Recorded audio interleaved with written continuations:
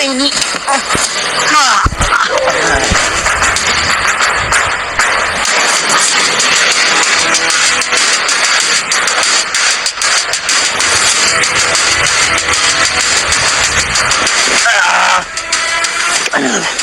أنت وين جنني يا دم نبيادي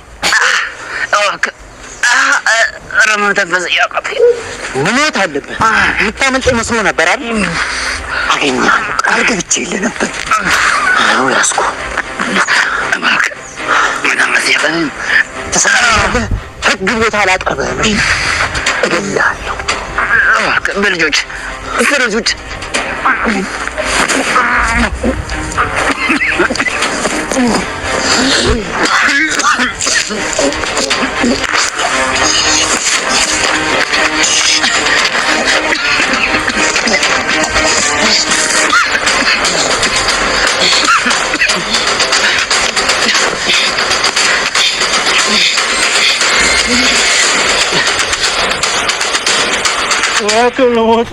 لكن أنقذك إيش كل مستنينا لا كذا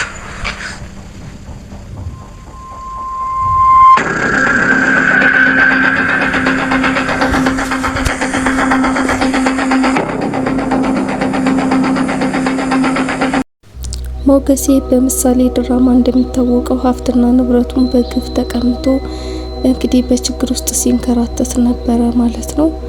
እንግዲህ በዚህ ሁኔታ ውስጥ ያለ ሀብትና ንብረቱን ለማስመለስ በገዛ ቤቱ ተከራይ ሆኖ ገብቷል ማለት ነው። አሁን በተጀመረው በአዲሱ ሰገን ድራማ እና ብቻውንም እንዳይሆን በማሰብ መርዞ ደላላውን ከነ ኤፍራታ ባለቤቱ ጋር ከጎኑ ተከራይተው እንዲገቡ አድርጎ ነው እሱም የገባው እና እንግዲህ ሉላም መርዞም ይሁን ኤፍራታ ማንም ይህ ቤት የሞገሴ መሆኑን አንዳቸውም እንኳን አያውቁም። እና ይህ አከራይ እጅግ በጣም ግፈኛ ሴሰኛና ሲበዛ በብልግና ስራ የተጨማለቀ ነው። እንደውም ሞገሴና ሉላ ወደ ቤት ሲገቡ ሉላን አንድ ጊዜ ዳሌዋን ካስነካይ 20 ሺህ ብር እሰጥሃለሁ በማለት ነግሮታል ማለት ነው። በሩንም ሲገቡ የሚከፍትላቸው አጥቶ በኃይል ሲያንኳኩ ይህንን ቤት ስንት ደክሜ እንደሰራው ታጣቁም እንዴት እንደዚህ ትደበድባላችሁ በማለት ሲያመናጨቃቸውና እጅግ በጣም አጸያፊ የሆነ ስድብ ሲሰድባቸው ነበረ። እና ሚስትህን አንድ ቀን ከኔ ጋር እንድታደርግ ካደረግ 100 ሺህ ብር እሰጥሃለሁ በማለት ሞገሴ ሊያግባባው እየሞከረ ነበር። ሞገሴ ግን ይሄ ሰውዬ የሚናገረው ነገር ከአቅሙ በላይ ስለሆነበት በንቀት አይቶ ሉላን ይዞ ወደ ክፍሉ ገብቷል ማለት ነው። በመጨረሻ እንግዲህ ተረኞቹ መርዞና ኤፍራታ ነበሩ። እናም ኤፍራታን አንድ ልሰማትና 20 ሺህ ብር እሰጥሃለሁ ሲለው ያው ከፍቅር ብር ይበልጣል በማለት መርዞ ለዚህ ሰውዬ ይፈቅድለታል ማለት ነው። ኤፍራታ ከፍተኛ ብስጭት ውስጥ ገብታ እኔ እኮ ሚስት ነኝ ደግሞ ካንተ አርግዣለሁ እንዴት እንደዚህ ታደርገኛለህ በማለት ትበሳጫለች። እንደውም አብራኝ እንድታደርግ ካደረክ ለነገ 100 ሺህ ብር ጨምርልሃለሁ ከዛ እጅ ላይ ስንት ይሆናል 120 ሺህ ብር ይሆናል ማለት ነው። ከዛ ውልቅ ትላላችሁ ብሎታል። መርዞ ብሩ አጓጉቶታል እና ደግሞ ሚስቱም ነፍሰ ጡር ናት ይሄንም ያውቃል። ግን ብሩን ማለፍ አልፈለገም። እናም እሺ ብሎ ተስማምቷል ማለት ነው።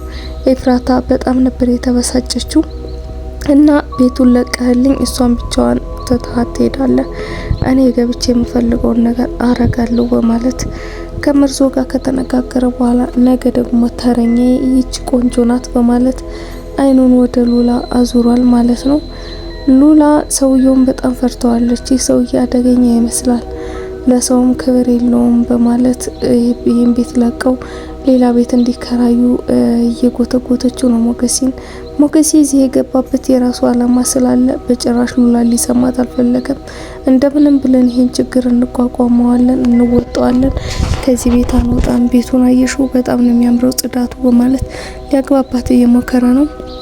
ግን ስትወጣ ስትገባ የዚህን ሰውዬ ጉንታላ ስላልቻለችው እሷ በጣም ነው ያጸየፋት።